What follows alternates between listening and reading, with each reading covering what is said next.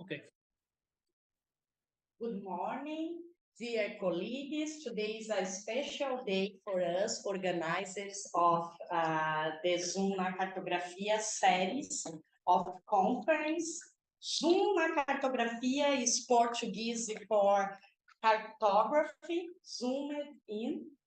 And today, our event, which is broadcast for you on NEG's channel on YouTube, is by the first time taking place in a hybrid format, online to you on YouTube and in person here at Federal University of Santa Catarina. Our graduate program in linguistics is hosting as visiting professor, Professor Shlonsky from the University of Geneva, as part of the CAP Sprint project. So thank you, Professor Ur. Thank you so much for being here with us. I'm very happy to have you in our team. Thank you.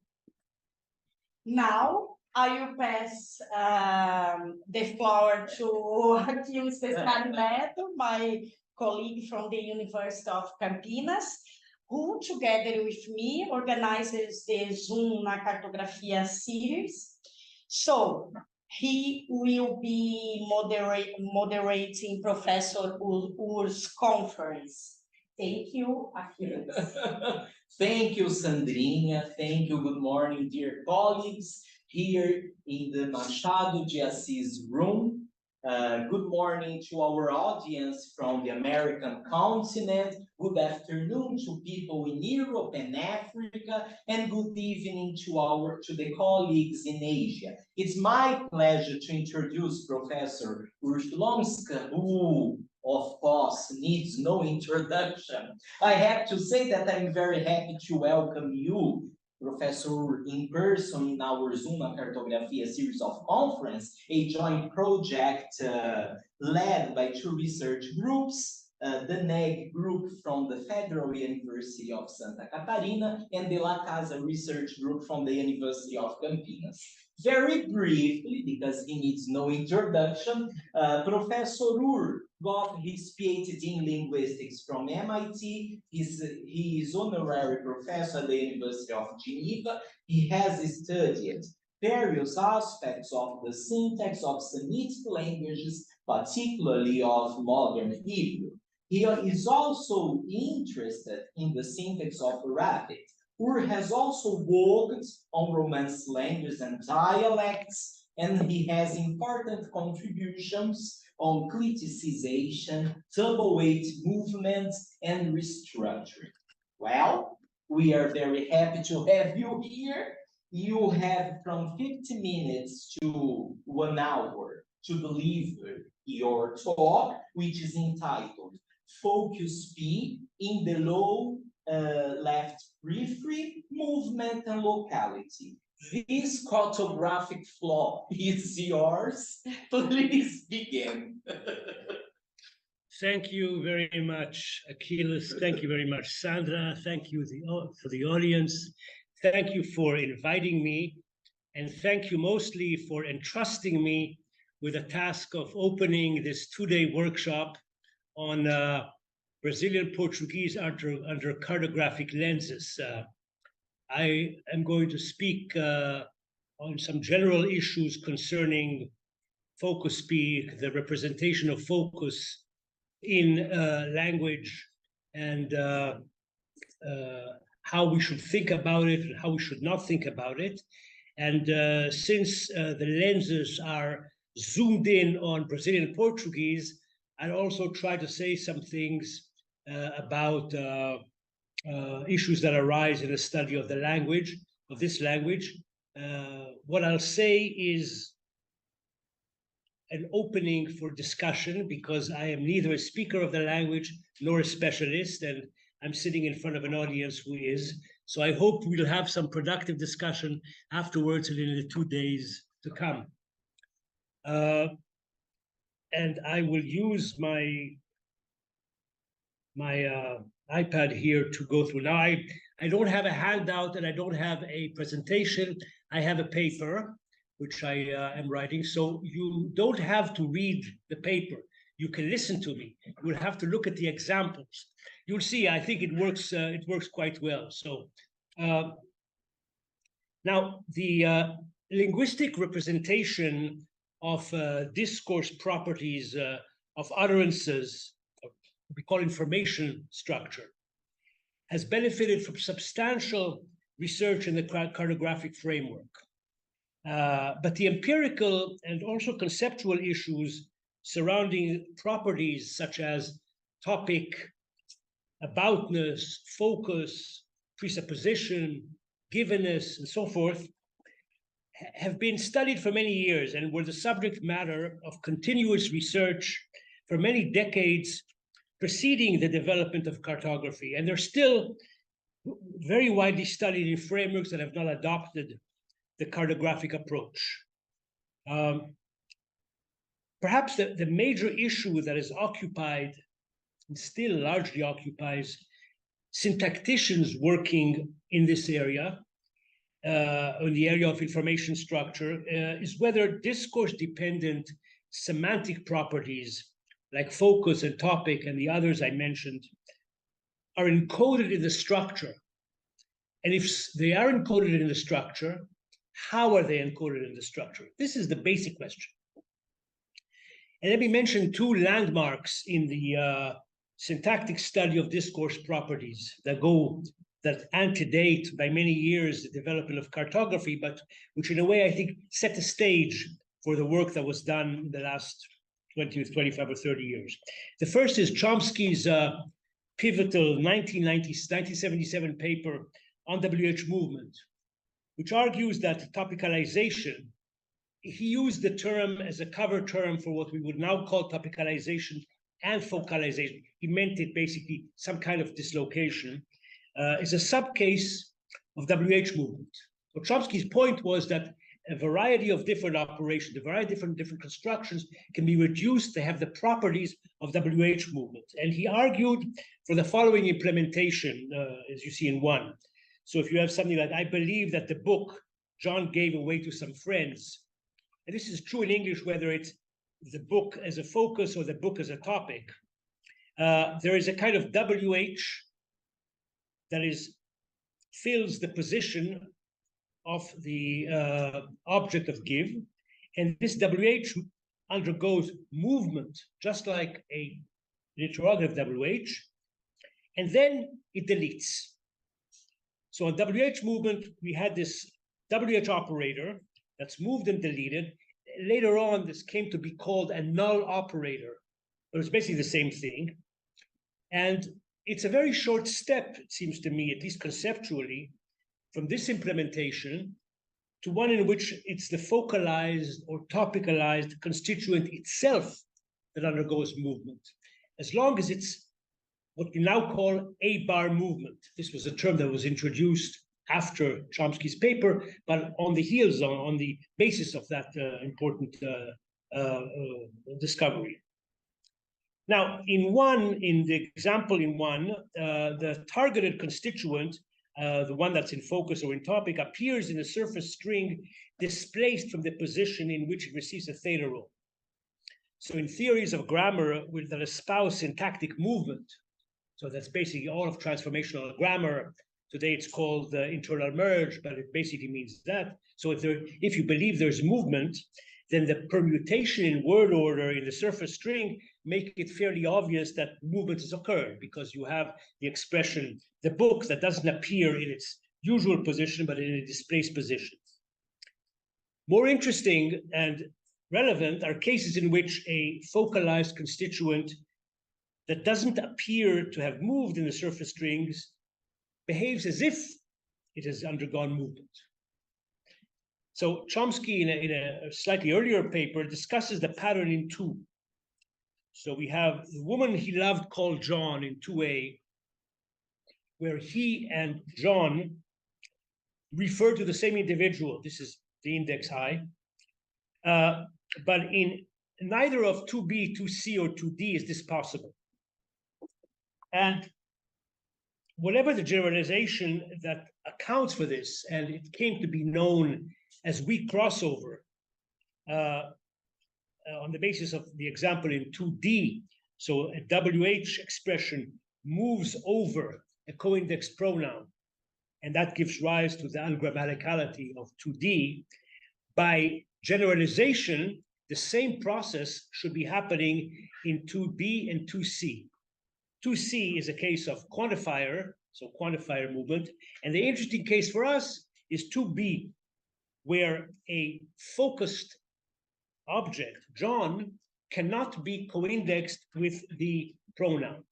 And the way Chomsky suggested to treat this was on par with 2d. So you have WH movement of John to the left, crossing over the pronoun. But this WH movement is not overt. There's no change in word order. It must be covert. It must occur in the covert part of the grammar. This was a very important discovery.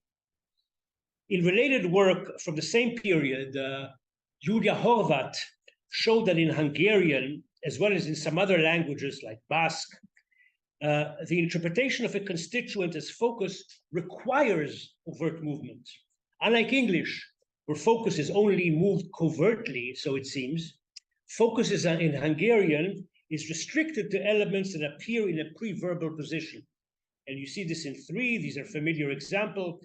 So if you have Attila feared the earthquake, and the earthquake is the object of the verb fear, when it's focused, it must occur to the left of the verb, as in 2b, as in 3b, giving rise to Attila the earthquake feared, and not the same order as in 3a.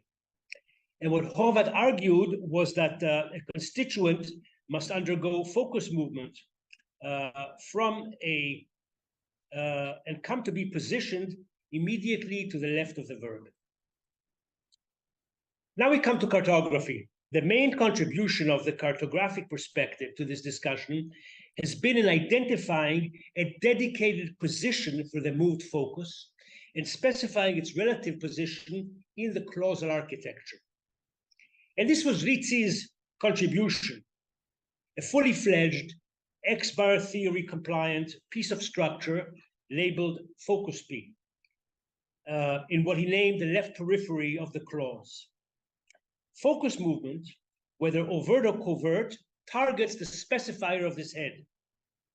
And the head of this category lacks phonetic content in English or in Italian or in Portuguese, but is predicted to, and in fact is overt in a myriad other languages.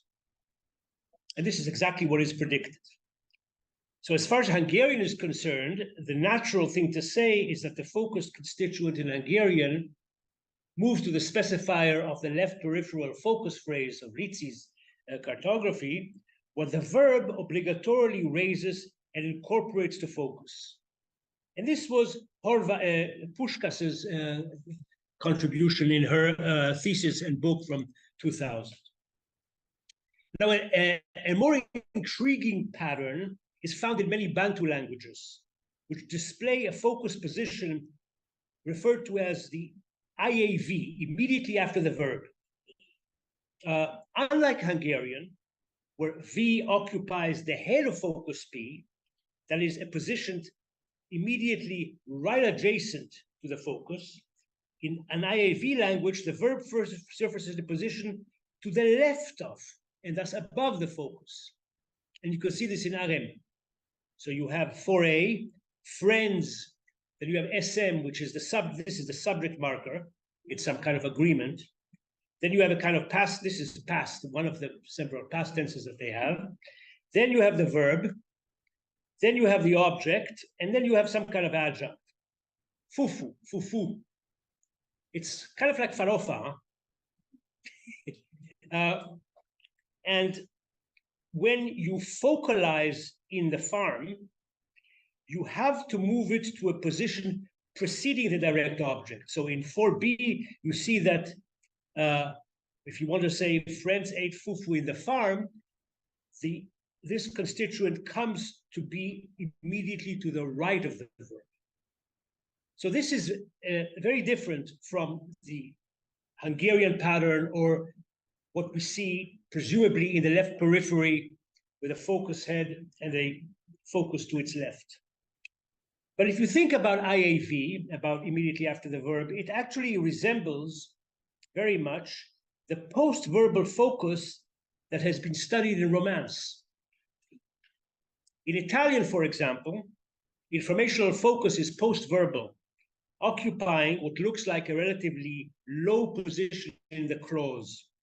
And this is evident from word order considerations. So if you look at subject focus in Italian, as an answer to the question, chi ha mangiato la mela, who ate the apple, the answer must have the subject in a position following the participle, following the verb. It cannot appear in the preverbal position. It's very clear in Italian. And in a way, this resembles the phenomena of IAV, that we saw here. Now, there appears to be in Italian some degree of marginality when lexical material intervenes between the verb and the focused subject. So we see this in 6. This is taken from Belletti's work. So you can have capirà tutto Maria, which is fine with a bare quantifier object, but one with an adverb like completamente, this is marginal, and it becomes even more marginal in Italian when the direct object intervenes between the verb and the post-verbal subject. Now, IAV is immediately after the verb. So Italian is not IAV. But actually, if you look at the Bantu literature, you found that it's sometimes IAV. There are many exceptions to IAV that are documented. So maybe they're not that different. But be the case as it may, they're close enough to merit comparison. And the connection between Bantu or Romance, of course, in the domain of post-verbal focus has, of course, not gone unnoticed. There was a whole time when a lot of people were studying this. Abo studied this. There's a very rich paper by João Costa and Kula from 2008. There is other work as well. But while the existence of a FocusP in the left periphery and movement of a constituent to its specifier is pretty much mainstream today, the status of low peripheral VP focus, or VP peripheral focus, of the sort proposed in the literature by these authors, remains a subject of substantial disagreements. And I think this is pretty clear why. The main reason has to do with the fact that the impact of low focalization on word order is much harder to detect than its effect on left peripheral focus, where it's dramatic. The second reason is that low focus interacts more closely with verb movement, with the order of arguments within VP, with adverb placement, with case assignment. And so since it's part of the functional system of the clause, it's hard to tease apart the different, it's harder to tease them apart. And this is one of the reasons, I think the main reason that it's because one of the main empirical reasons for which it's difficult to identify it and work with it. Now, another case where low focus comes into play is in direct object, indirect object in romance. Not only in romance, but let's talk about romance. These are affected by information structure and correlate with the different discourse functions that they bear. In an old paper, Adriana Belletti and I discussed this in Italian and Hebrew. This is from almost 30 years ago. And since then, I mean, many people have discussed it. So let's talk about Brazilian Portuguese, spoken in this room. Now, here I'm basing myself on literature and on a few judgments I've picked up. So we should talk about this. So now I'm moving on to talk about Brazilian Portuguese, okay? So the default order in Brazilian Portuguese, I am told, and I'm not surprised because it's the same in other languages, is D-O-I-O. So it's something like John gave the book to Mary. And the other order, this order doesn't really change when the indirect object is focused, is illustrated in 7. So if you take 7a, para quem a Joana deu o livro, the natural answer would be a Joana deu o livro para Marta, with the indirect object following the direct object. So we see here how discourse structure affects the order of arguments. Okay? Now, when it's the direct object that is focused, the order of complements is reversed. So this is the case in 8. So 7b looks like the default order and is consistent with the idea that nothing moves anywhere. 8b, though, o que a Joana deu para Marta, there the answer is o Joana deu para Marta o livro, with a permutation. So now we see that the direct object comes to follow the indirect object rather than to precede it. And this was noted in Sandra Karazemin's thesis and picked up and discussed in much later work. And these references are surely and certainly partial. I'm just not that familiar with literature. These are things I've just seen recently, but this should be it. Now, as I said, 7b is consistent with focalization in situ. No FocusP, no movement. Let's think about 8b. Okay, one possibility is that we have movement of the direct object to a right-hand specifier. So we might think of the VP as having a FocusP with a right-hand specifier, and then we have the starts out with the DO IO, and then the DO moves here. That's reasonable. that would give us the right order. Now, whether this is a possible or even desirable move depends on what we think about rightward movement, right dislocation, rightward specs, extraposition, and so forth. Whether these are legitimate operations. Okay. Now, Keynes' LCA, which derives the impossibility of rightward movement, sharply reduces the number of possible grammars that a language learner must evaluate. So a priori, it's a desirable move to make conceptually because it reduces the options. Moreover, the consequences of the LCE is backed by robust empirical fact that word order patterns across languages are asymmetric. Because if right movement and left movement were both available, one would expect languages to have both to the same degree, which is absolutely not the case, as Guillermo Cinque shows very cogently in recent work.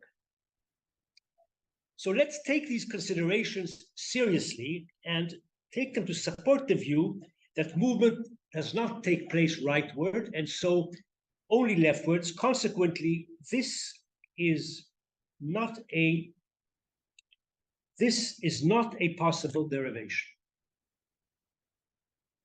on these grounds.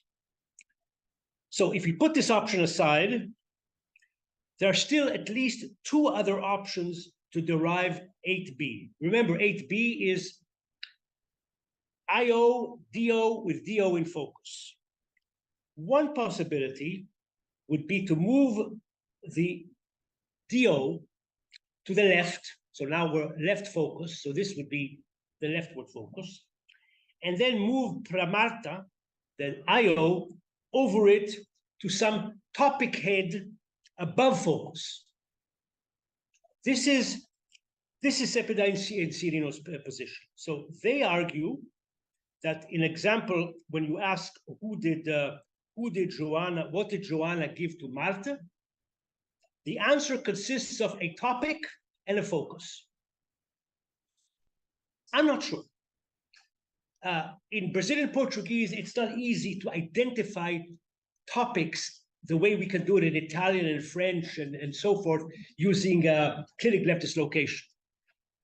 Now, in some sense, everything that is mentioned earlier is, and mentioned again, is a topic. But does it really need to move to a topic position or not? Or can it simply be there? We can refer back in discourse to a prior mention without necessarily moving the element to a position that is connected with that. We see this very clearly again. If you look at Italian distinguishes clinic left dislocation, which is movement to a topic phrase, from simply the fact that we can be talking about Marta and saying that asking what Joanna gave her, and then say, well, she gave Marta a book, and Marta doesn't have to be a topic in a topicalized position here. So I'm not certain that 8b needs to be analyzed this way. Moreover, as far as I know, nothing prohibits the PP, the indirect object in this kind of structure, to be indefinite or quantificational or what have you. It doesn't seem to have necessarily topic features or the restrictions that topics have. We'll see examples of things that do in a few minutes. So what's the alternative to 9a? The alternative to 9a is 9b.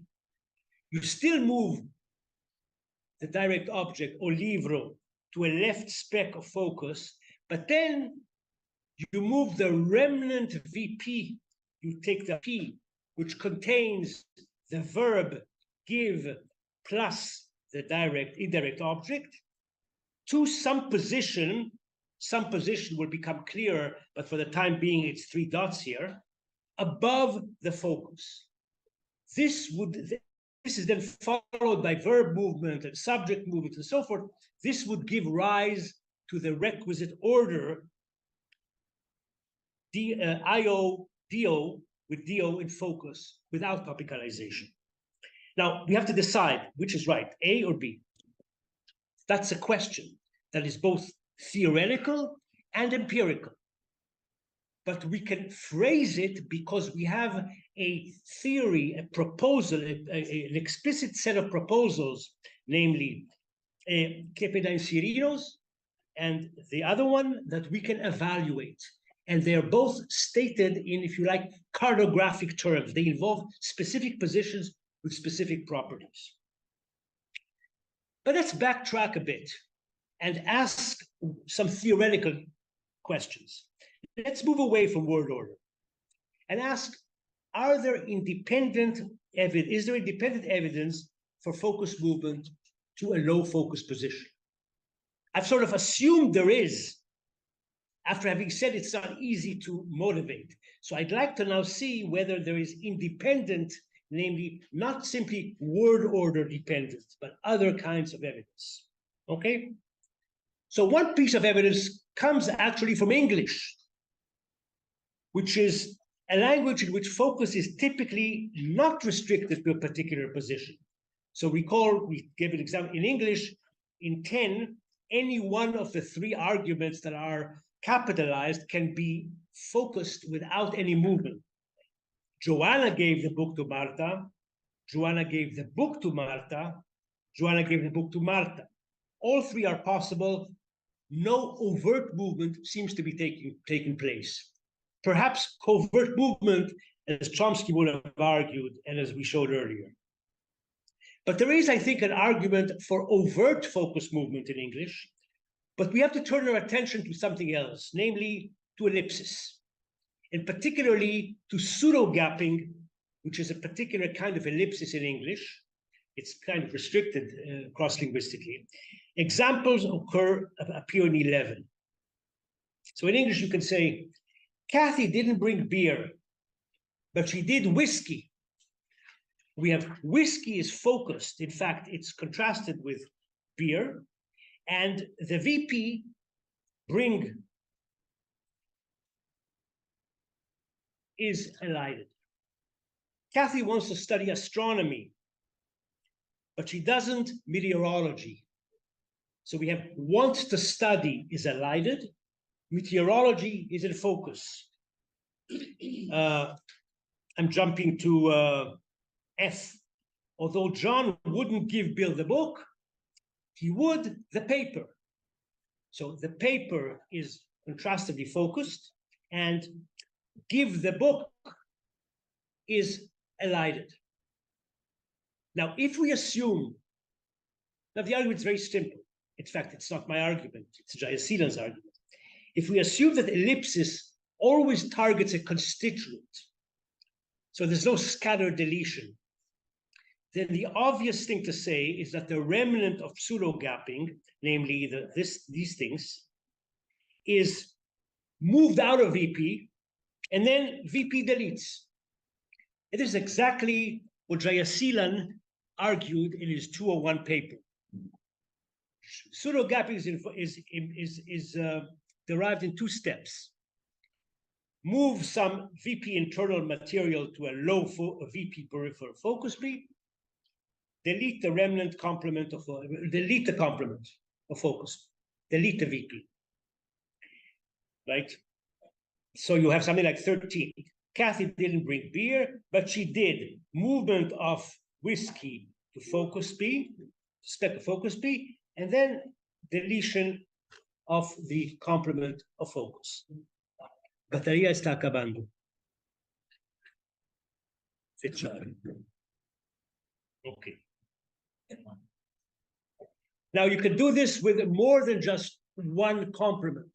It's interesting that you can pseudo-gap a part of VP that contains both direct and indirect complements. Yeah, you should perhaps plug it in, because otherwise the Is that charging now? it's 100%, so it should be charged. I don't know why. Anyway, okay, I'll go on. So if you look at 14, maybe it's no, I'm okay to. I would like to give, what should we do? Sorry. No. We're having electricity problems. Maybe try it. Yeah, you can go to another one because it's not. Sorry, audience. We're having a small technical problem. Now it's solved. Thank you so much. Yes. Please let me know if it works. So Sorry? let me know if it. Yeah, I'll let you know if it. Okay. Thank you. So 13 moves whiskey here, and in 14, it's actually a bit more.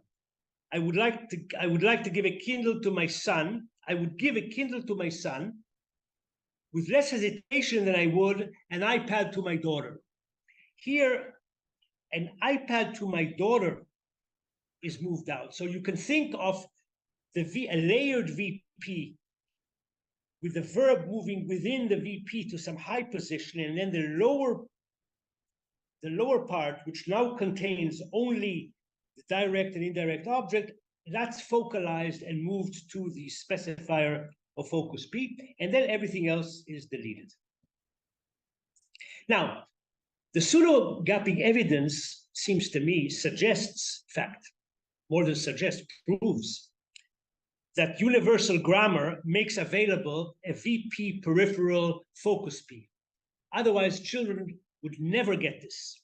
And English children have very little exposure to examples of this. They would need a lot of evidence to learn this kind of thing. So they don't learn it. It's just there. Now, that I think is an argument in favor of a low FocusP that cannot simply be denied. So another area to look for evidence for low focus movement is the interaction of focus movement and locality. So in this context, let's briefly and rapidly discuss the fact that I've talked about before, and so that there is a difference between what we call canonical and inverse copular sentences. Examples are given in Brazilian Portuguese. So John is my best friend, or my best friend is John. These are called canonical and inverse they were called canonical and inverse by Andrea Moro, working about 20, 25 years ago.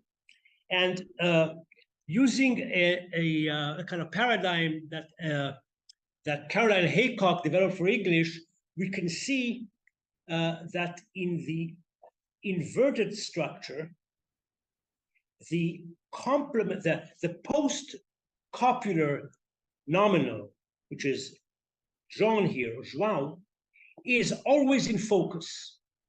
Whereas in the canonical order, either one can be in focus. That depends on the situation. And we can test this. If this is in focus, then we can elicit the focus and test the hypothesis that the post-copular DP is invariably in focus. That's the first step in the argument. So if you ask who was the culprit, quem era o culpado? You can answer, o João era o culpado. John was the culprit. So here you are eliciting focus on the pre-copular DP in the canonical order. And you can also elicit focus on the post-copular DP in the canonical order. You do that by asking a question of the sort of 17A. O que era o João? What was João? A vítima ou culpado? Was he the victim or was he the culprit? And you answer, ele era o culpado. He was the culprit. O João era o culpado. So this 16 and 17 shows that you can focalize either the pre-copular or the particular order, in the canonical order. The inverse order, we're going to ask the same questions and see what happens. So 18, we ask the same question. Who was the culprit? No, João or Pedro? And now we answer with the inverse sentence, and we can say, o culpado era o João. The culprit was John.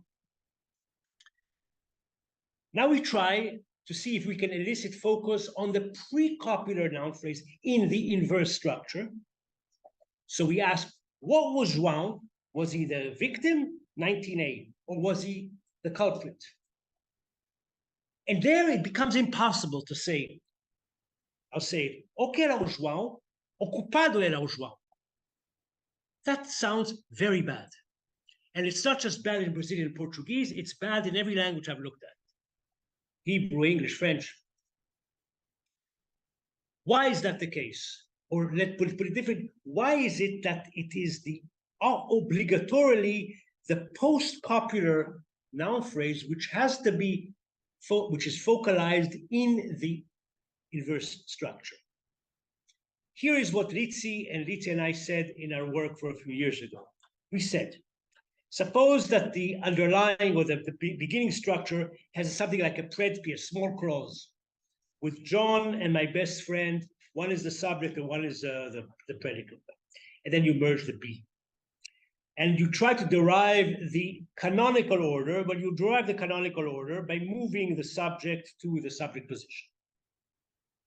And you presumably derive the inverted structure by moving my best friend, or the culprit, to the subject position. But 21b should not be possible. 21b violates relativized minimality because it takes a nominal, it moves it to subject position over an intervening C-commanding nominal. This would be like moving an object over a subject to a subject position. You can't do that. So what do? You do it in the following steps. You start out as in A, John, my best friend. Then you merge focus. And then you move John to the specifier of focus. And then you do what you do in pseudo-gapping, but you don't delete the complement. You take the complement of focus, namely predp in this context, and you move it above focus. And then you take this thing and you can move it to subject position without violating relativized minimality. This is what Collins called smuggling.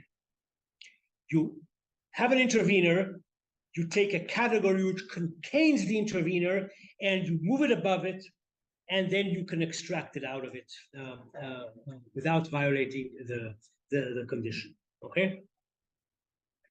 So here, low focus movement is used as a step in the circumvention of a locality problem. So we have an independent motivation for FocusP in the low area. Now, the hypothesis that causal cartography contains a low FocusP entails a prediction with regard to what is called the criterial freezing, namely the ban on further movement of an element that has reached a criterial position.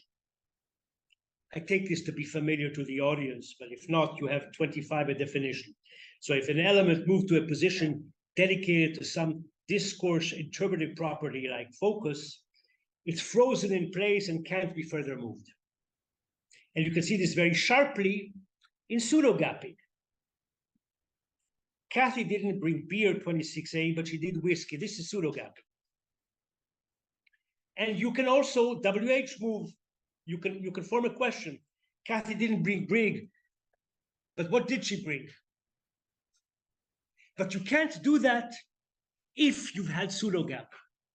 So Kathy didn't bring Kathy didn't bring beer, But what did she? It's impossible. 27a. John spoke to Bill and Mary. John spoke to Bill and Mary should Susan. Here is speak to. Now, without ellipsis, you can question within the second coordinate structure. You could say, John spoke to Bill, and who should Mary speak to? But you can't combine them. You can't say, John spoke to Bill, and who should Mary? And the ungrammaticality of 26c, 27c is due, I think, to criterial freezing. It's an indication that the remnant of pseudogapping, the part that is left behind, is frozen and cannot undergo further WH movement or WH movement to a higher position. Okay?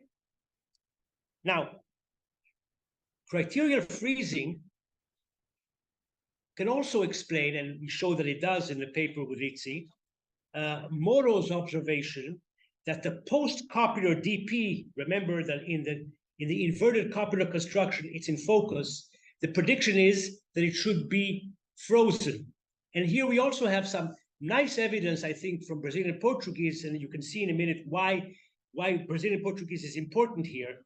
Because in Brazilian Portuguese, you can, and it's unlike other Romance languages, unlike English, there's no inversion, no obligatory inversion in WH questions. So 28a is grammatical. O que o Pedro era. Now, some speakers can also invert. So for some speakers, o que era o Pedro is okay. I think maybe it's colonial influence. I don't know what it is. It's I think everybody agrees that 28a is fine. Some people might also accept the inverted kind. Okay, this is what I learned the other day. So, o que o Pedro era?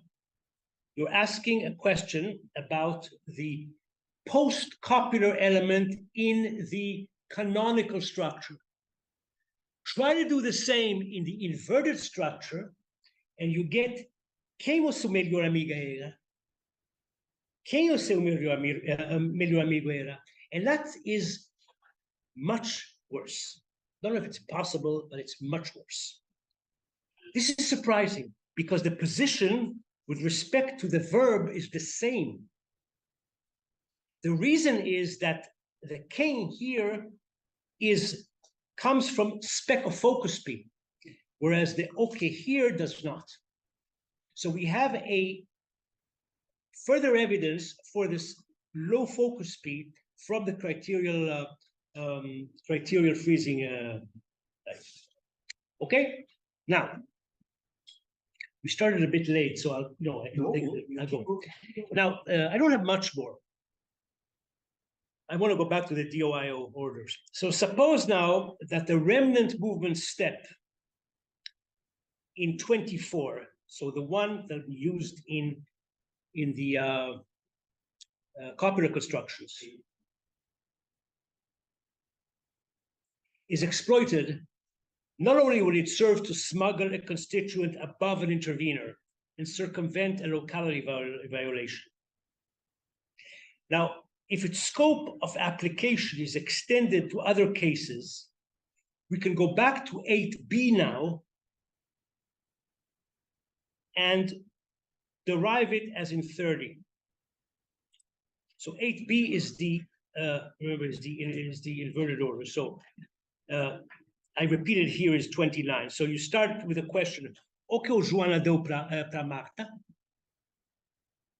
And you answer, o Joana deu para Marta o livro, with a direct object following the indirect object.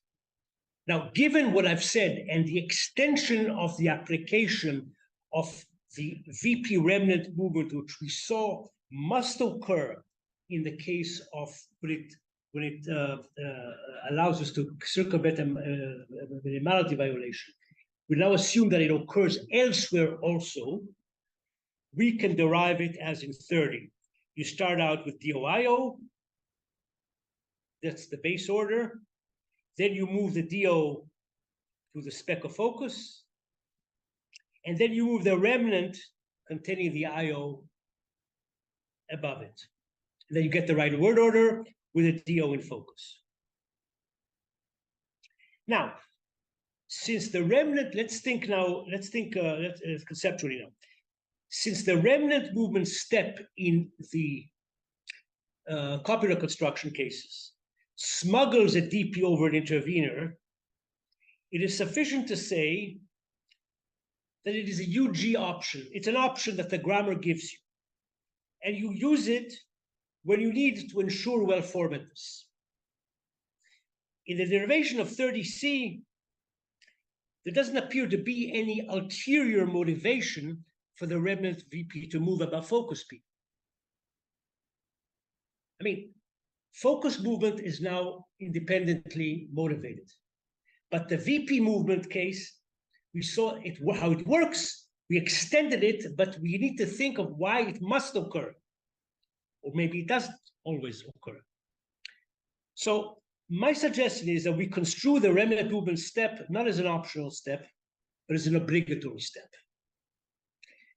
I want to suggest that the merge of focus must be followed by the merge of another head.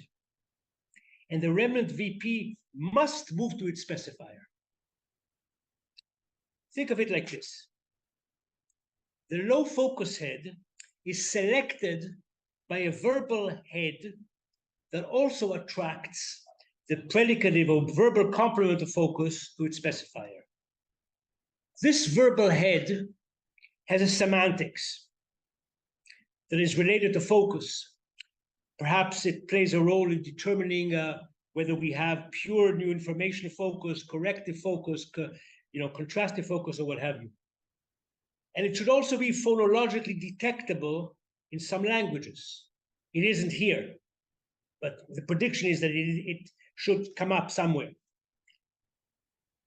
Let's call this head self. Select focus. So now I assume that VP movement above focus is not an option, it's obligatory because of these assumptions. I'm making this assumption.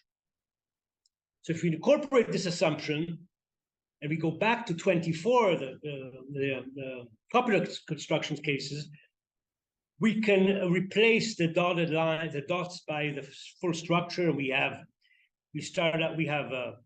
John in focus. There we merge self. There we move the whole pred P to specifier of self. So from this perspective, the derivation of 30C from 30B is not one option among others. It's the only path. Movement of the DO to spec of focus is followed by merge of self, and movement of the complement of focus to spec of self. And here is the revised last step in this derivation.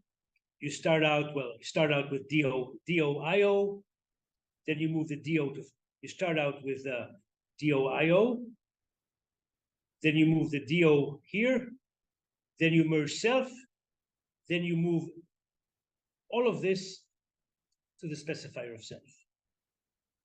Okay? Now, let's go back to 7B, which we said was consistent with the word. So 7B is where the word order doesn't change, where you get o Joana do libro para Marta. Under the assumptions I've made, it can't be in situ. Para Marta, Marta has to move to the specifier of focus, right? And the VP, which now contains basically deu livro, moves to its left. No word order change, because we simply haven't done anything to merit that. We've taken this and moved it out, and then taken everything and recreated the base order by moving the VP above it. And again, this is not an option. Given these assumptions, it's the only way to do it. Now, it's a bit more complicated.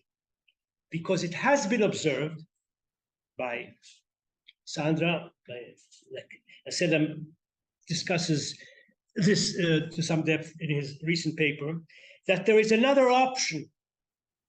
7b is not the only option to the question, who did Joanna give a book? To who did Joanna give a book? You can answer, a Joanna deu um livro para Marta, but it seems that you can also answer, a Joanna deu para Marta um livro. This is at least what people say. Both options are possible. Now, I think that Lacerda correctly diagnoses this o livro at the end as a topic. Contrary to what I said earlier, this is a topic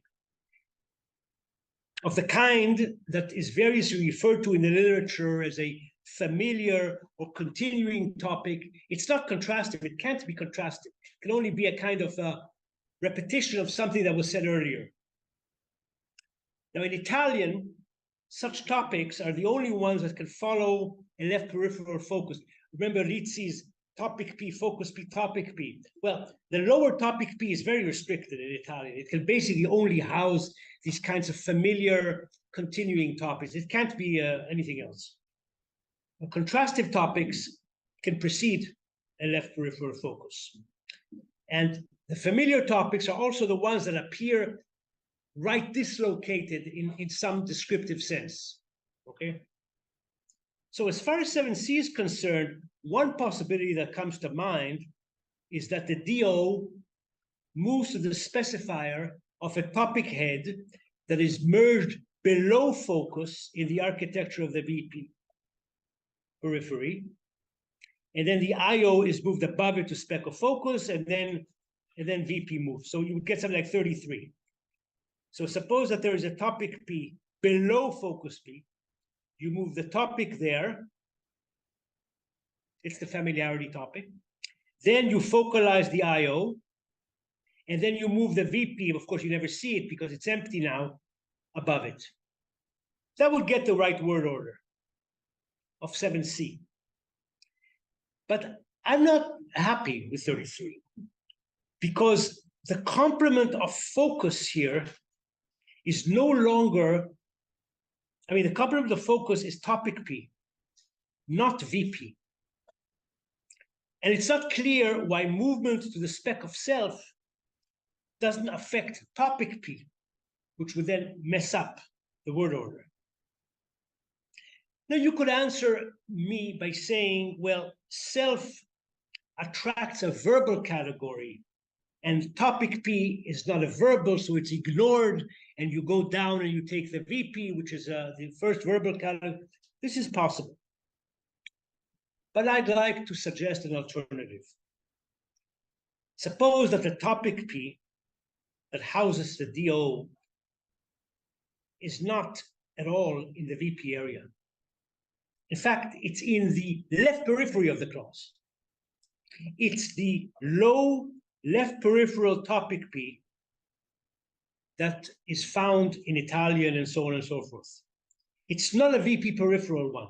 This topic P is not in the low left periphery, it's in the high left periphery.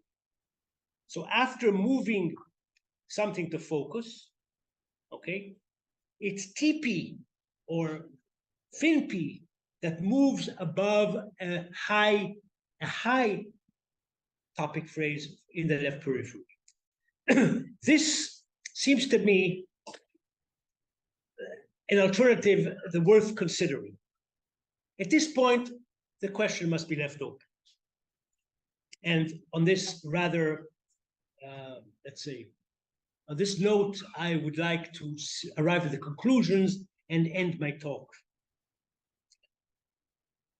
So my first conclusion is that I think that there are sufficiently strong arguments to support the view that universal grammar makes available a VP peripheral focus P, and that we should stop arguing about it. Secondly, the position is clearly exploited in Brazilian Portuguese in ways that have been described in the literature and I think need to be worked on in addition.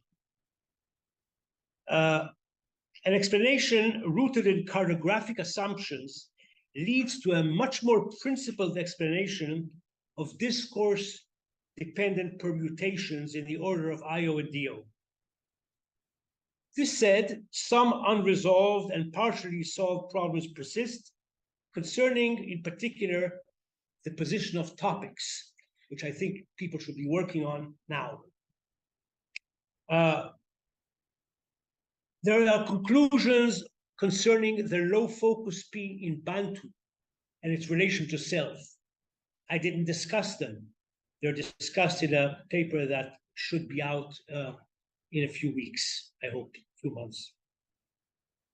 And there are consequences of assuming that focus is always selected by self for ellipsis, which again I didn't discuss today, but have in other talks and working on these days. So with these conclusions in mind, I'd like to once again thank you and come to the end of this talk.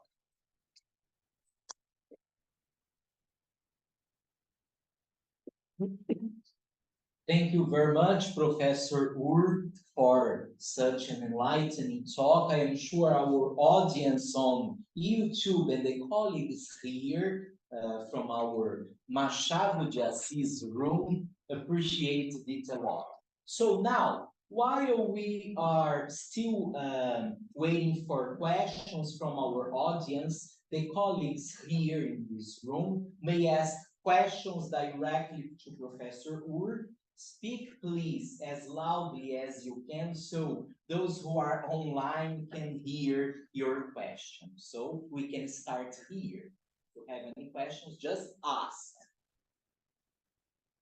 Including, if I say clarification or repetition, I mean, I can be a familiar topic. Right? Because this is quite tense. There's quite. Simone? Yes. Simone. The case of João deu para Maria livro where Maria is focused, maybe raise the same question, the same problem as in a question answer pair, like quem é o seu melhor amigo? Quem é a sua melhor amiga? É a Maria, minha melhor amiga. It's also possible in Brazilian Portuguese. I see. So if I can rephrase it, if you ask a question, who is my best friend? And you answer with something that looks like a cleft, it is A, with a focus that can be then followed by the element that was mentioned earlier, whether that would, in fact, it does resemble this to a great degree, yes. I mean, I didn't want, and I still don't, at this point, talk about clefts. First, because we'll have a talk about clefts later today or tomorrow. And secondly, because Portuguese clefts are complicated. And thirdly, because because I haven't really thought about the idea of having, if you can show, I guess here's the test. Okay, now I think in the example IO DO with IO in focus, para Maria Olive, it has been pointed out, and this is in Lacerda's paper, many, there's a lot of data going in this direction, that the DO has to be a topic because it can't be indefinite. He cites old work of Sandra's, who showed that, deu a Maria present is not good. With an indefinite, it's not good. Showed Maria something or some student is also no good. So, and that these are typical properties of topics. They resist indefinites, they resist quantificational forces. So if in the example that you gave, the DO is restricted in the same way, it would very much look like the same phenomenon.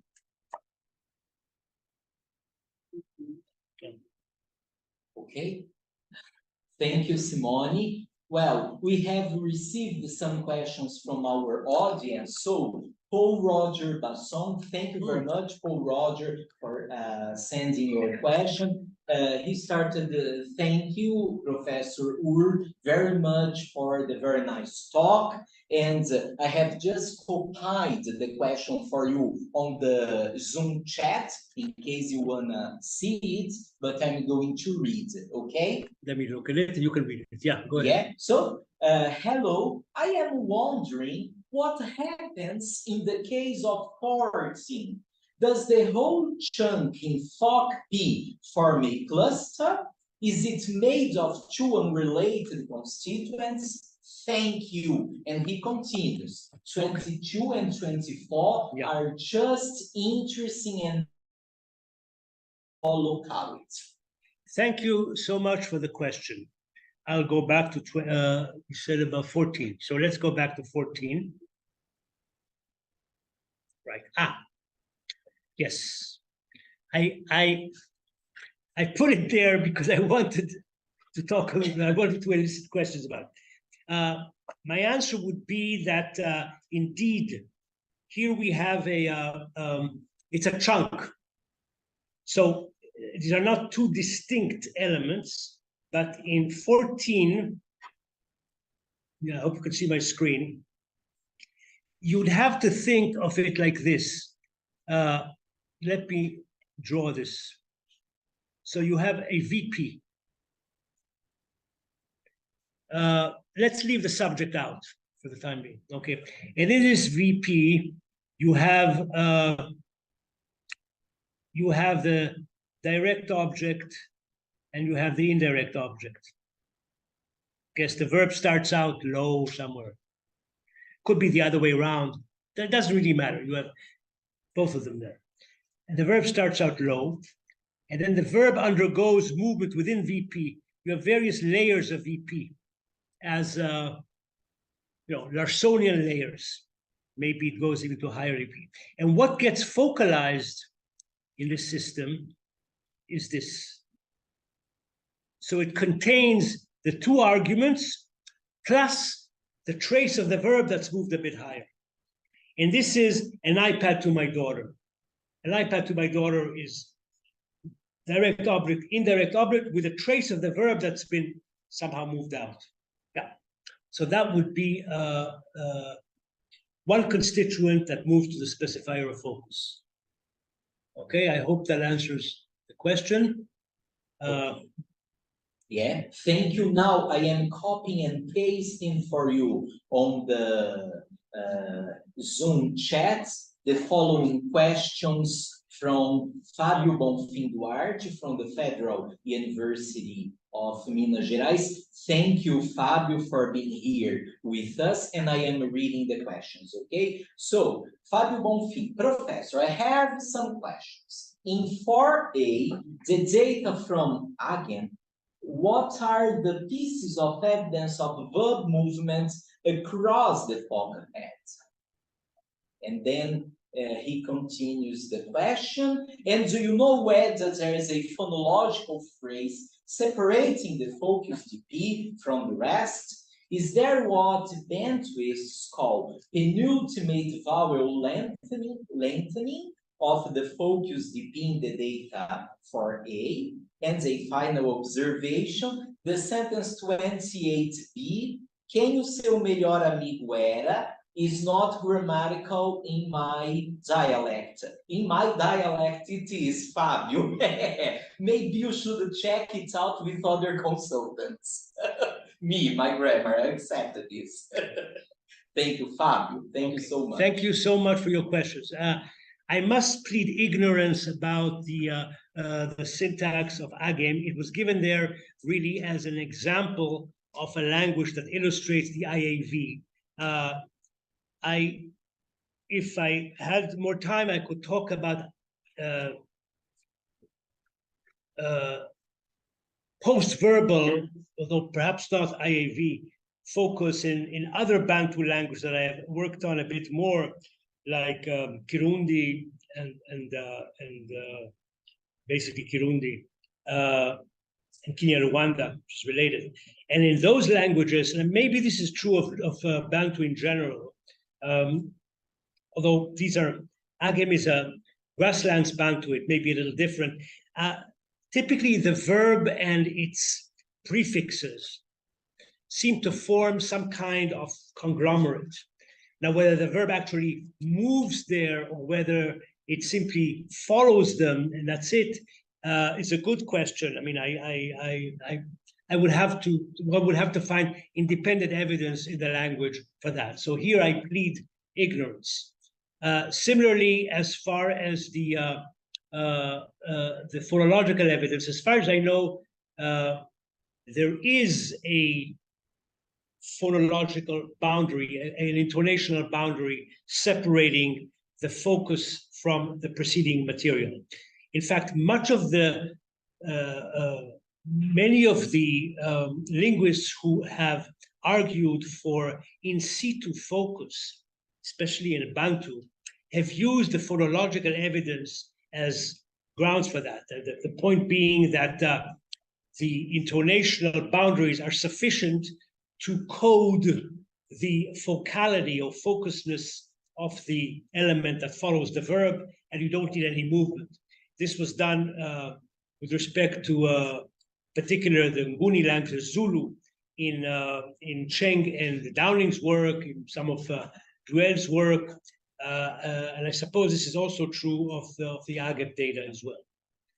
As far as your question about 28b,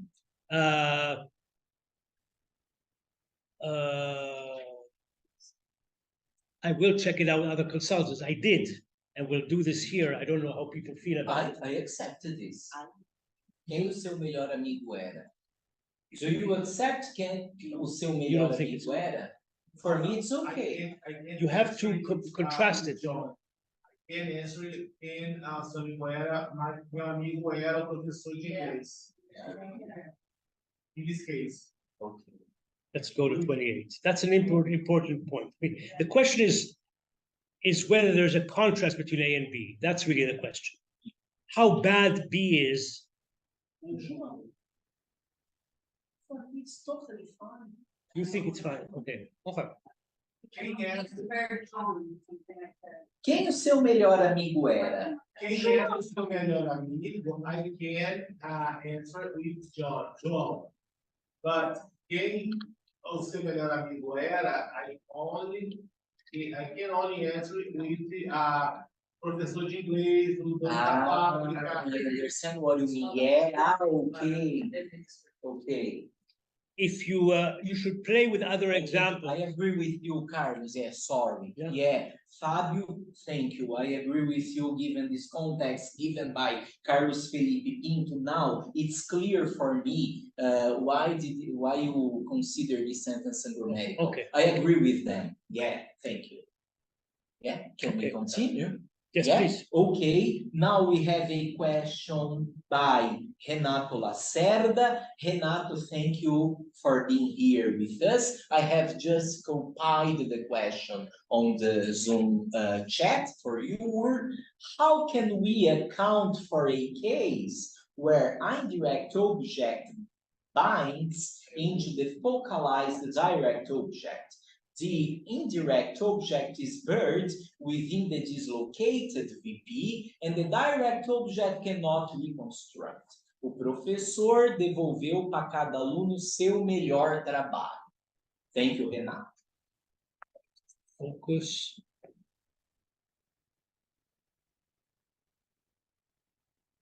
Yeah. Thank you for the question.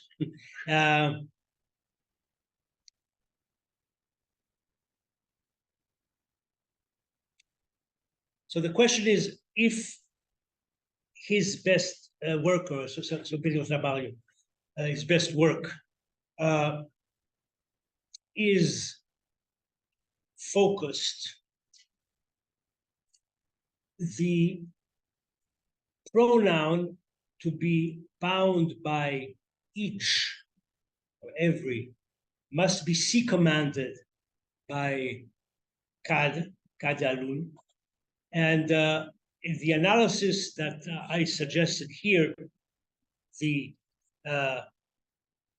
PP moves along with the verb to the specifier of self, so it will no longer be in a position to C command the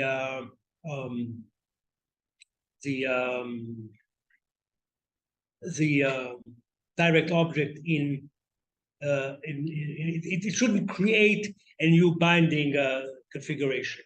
Indeed, it's a good question. I don't immediately see the answer unless somehow within the VP that's been moved, cada alumno occupies a sufficiently high position within the fronted VP that although strictly speaking it is within it, right, it's high enough so that you can get you can bind it in a way that for example in English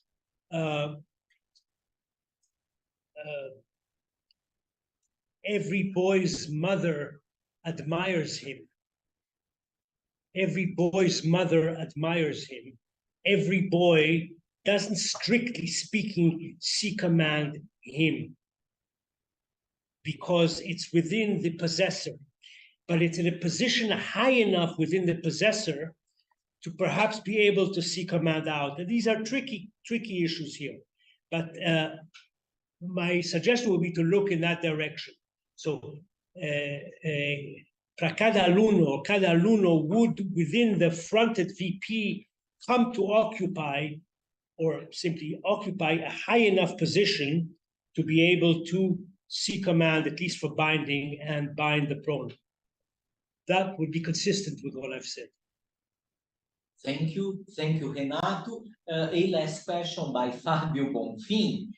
I have just copied it for you. Why to propose that little VP remnant movement to is to self P, but not to the edge of Foc head? Isn't there a possibility that this head has an EPP feature so that the little VP moves to outer spec Foc P? Thank you, Fat. Thank you. That would mean that the focus head, thank you for the question. That would mean that the focus head does two things.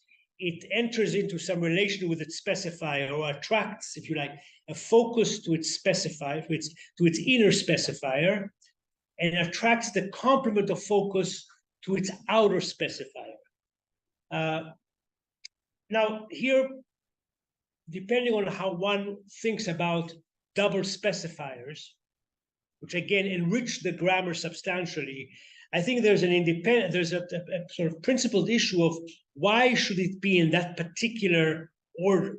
Why does the inner have to be the closer one and the outer be the outer one? Does it follow? Perhaps it follows from some cyclicity considerations. You first move something within the focus phrase, and then you into it, and then you move the continuing thing. That's a possibility.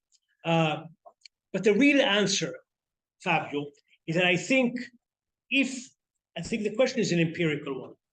If the VP moves to an outer specifier, and if the VP moves to the specifier of self, the prediction is that languages will see a morphological difference.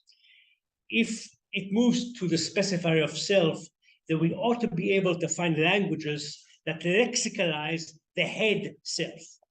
If it's an outer specifier, we predict this not to be possible.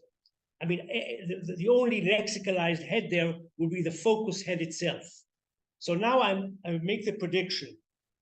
The test is, in a language that has a focus head, can it also have an independent head that corresponds to the self I proposed?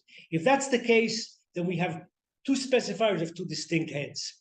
That's an empirical issue. I think the answer is yes, at least I have examples of languages that lexicalize self. Time doesn't permit me to speak about it today, but this is the prediction. Well, Francisco Ordóñez wrote this comment. Very exciting. Thank you, Gabriel Fuchsberger, my student. Very nice talk. Thank you, Professor Shlonsky. Fábio Bonfim, congratulations, Professor Shlonsky. Thank you for the presentation. Renato Lacerda, thank you for the talk. Are there more questions from the audience? You can just ask. Feel free to ask questions to Professor Shlonsky. No? I have one, if I may. As for your sentence in 30B, which is an answer to the question in 30A, o que a Joana deu para Marta. So, the answer is, a Joana deu para Marta o livro. How can the derivation be implemented in case the direct object, o livro, gets modified, for instance, by a higher or sentential adverb like probably? So, a Joana deu para Marta provavelmente o livro. Well, the idea behind my question is, once this o livro gets focalized in the specifier of FocusP, it gets frozen there due to criterial freezing. So it can no longer raise to reach a position quite close to provavelmente. So how the system will deal with that to circumvent a further criterial freezing violation? Thank you.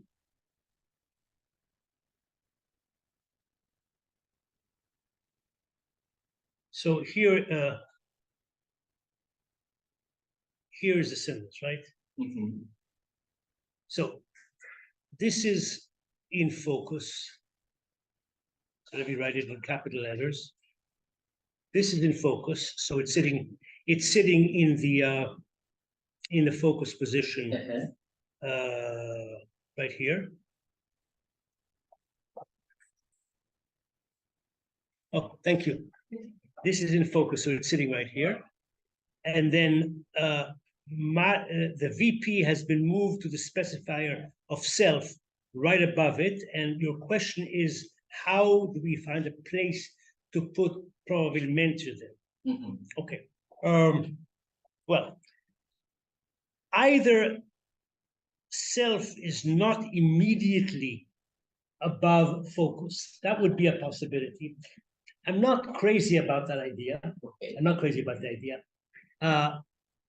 If self needs to select FocusP, and we saw in some of the ulterior, the subsequent examples, that an intervening topic P was not a good idea and so forth.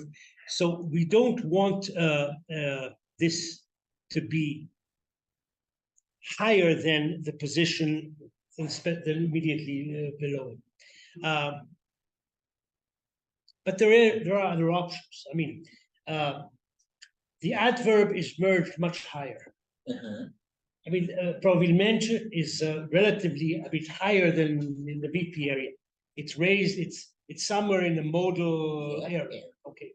Now, the logic of what I'm saying, it's not done, but the logic would be that you have a series of movements that end up with probabilmente in the right. So if you, for example, if following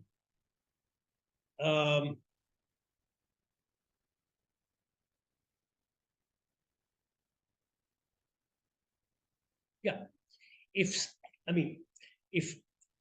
the underlying if you had, let me draw this. If you had let me just like this. If you had probably here, and then you move the right, and then you have the self, then you have self P here, and then you have the VP here, and then you have FocusP here, and you have direct object here, okay? And what you want to end up with is probably in between the VP and the direct object. So here's what you could do. You have to motivate each step, but this would be the logic. The logic would be the following.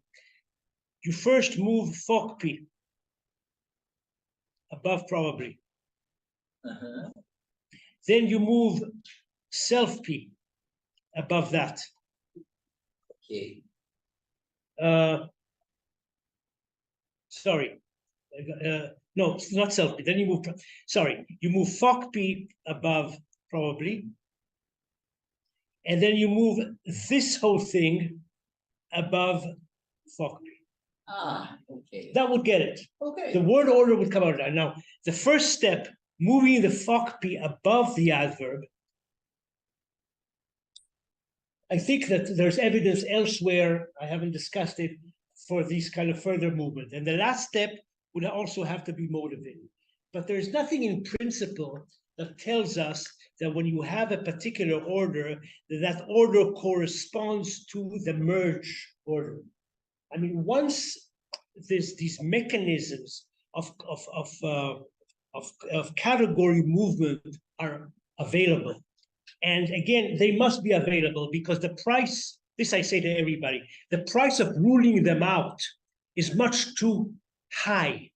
So we may be thinking that it enriches the grammar. In fact, it does, because it's the same operation recursively. So there's no enrichment, conceptual enrichment here. Structurally, yes, the structures become richer, but they become richer in a recursive way. And we can then look at surface order of constituents as being the product of multiple movements. So I don't see any principal reason that this cannot come out. Okay, thank you. You're welcome. One last question by Renato Lacerda again. Please. I am putting it on the chat. One more question. Thank you, Renato. What happens to the spec requirements of cell P when the direct object is topicalized in the IOFDO order? I might have missed whether cell P is criterial or not. Okay. Okay. Thank you, Renato. Thank you, Renato. Thank you so much for these very detailed questions. I'm very helpful. I also wanted to say while I'm speaking to you that I very much enjoyed your paper. It's extremely well written and very clear. And in fact, if I hadn't read it, I wouldn't have been able to talk about this data today. Now, as far as the, let's see if I can follow your question. The spec required of self P when the DO is topicalized in the IO focus DO order. IO focus DO order. Let's see.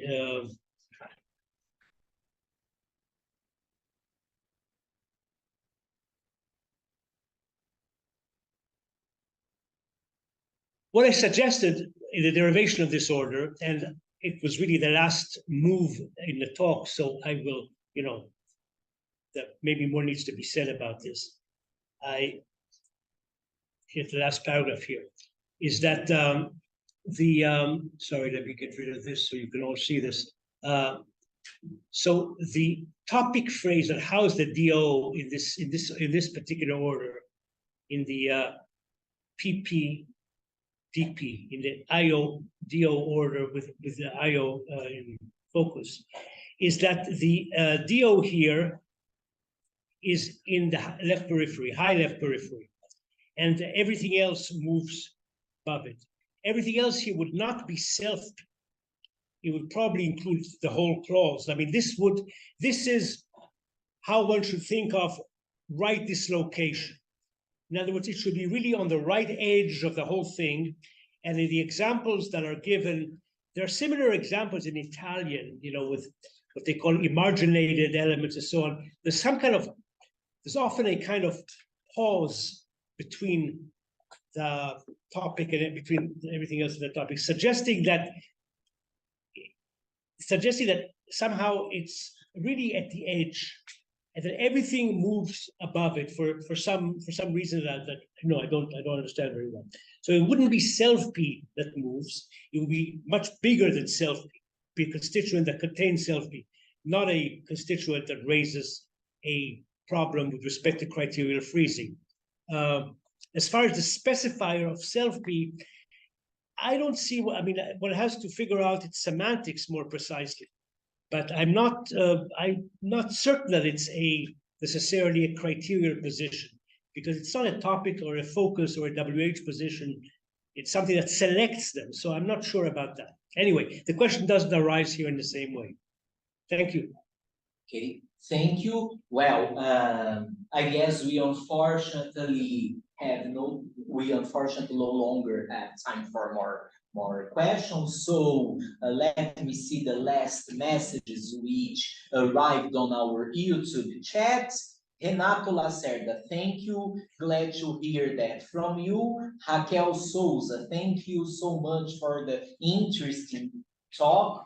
A kiss for you, Raquel. Fabio Bonfim, thank you again for the answer. Then we really need to find a lexicalized self-P. And now, Sandra, would you like to say something so we can wrap up? Yeah, I would like to thank you, Ur, for this brilliant conference. Thank you so much. And I also would like to thank the audience and the graduate program in linguistics here from the University of Santa Catarina for bringing as via the CAPS Sprint program, Professor Ur Shlonsky as a visiting professor. And this is our last Zoom na Cartografia this year. But we will resume our series of conference next April. And our first guest will be Professor Adam Ledway from Cambridge. And I would like to thank the organization, our team, João, thank you, and Damaris, Danton, thank you so much. Thank you, Achilles, and thank you for all. Thank you, Sandrinha. Well, since this is our last Zoom, I would like to thank, first of all, Sandra Quaresani for the partnership in the organization of this series of conference. I also would like to thank João Francisco, who have helped us organize the Zoom na Cartografia event since 2021. When we began. So thank you, João. I also would like to thank Danton, Letícia, and Gabriel for the support this year. Thank you, Damaris, for being here with us. And thank you, and long life to synthetic cartography. And thank you, Ur, for this very illuminating. You're welcome. Thank you for it. Thank you. Thank you. And I see you next year. Thank you.